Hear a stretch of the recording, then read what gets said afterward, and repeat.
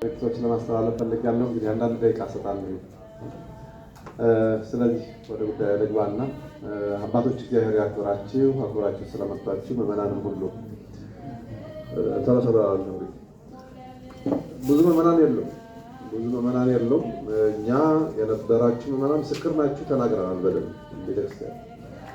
እናንተም በየቤተክርስቲያኑ ተናግራችሁ እንደምትሆኑ አምናለሁ። ያልመጡበት ምክንያት እንግዲህ የማንም ፍላጎት ስለሌለም የለም። አሁን ቲቪ ነው፣ አይ ቲንክ ዩቲዩብ ነው፣ ፌስቡክ ነው፣ ቲክታክ ነው። የሆነ ሆኖ የመጣን አንድ ነገር ብናደርግ ደስ ይለኛል። እንግዲህ ከተናገረኝ ለማንስ ነው የምናገረው? ማንን ነው የምንመክረው? እናንተ አባቶች ናችሁ፣ ምዕመናን የሉም።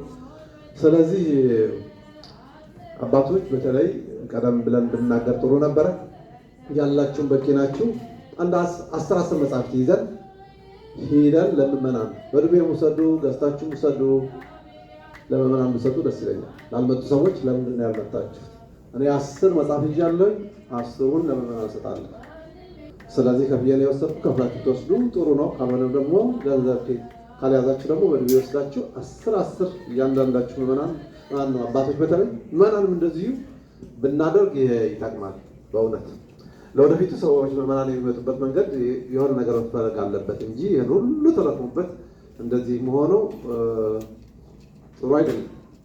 ስለዚህ ይህን እናደርግ እንዴ 10 አይነው 5 እንደገዛችሁ 3 4 ገዝታችኋል። ብትጨምሩ ምን ይመስላችኋል? ጨምራላችሁ ማለት ስትወጡ እንግዲህ ጨምራለሁ። እናንተ ልጆች ይሄ በደንብ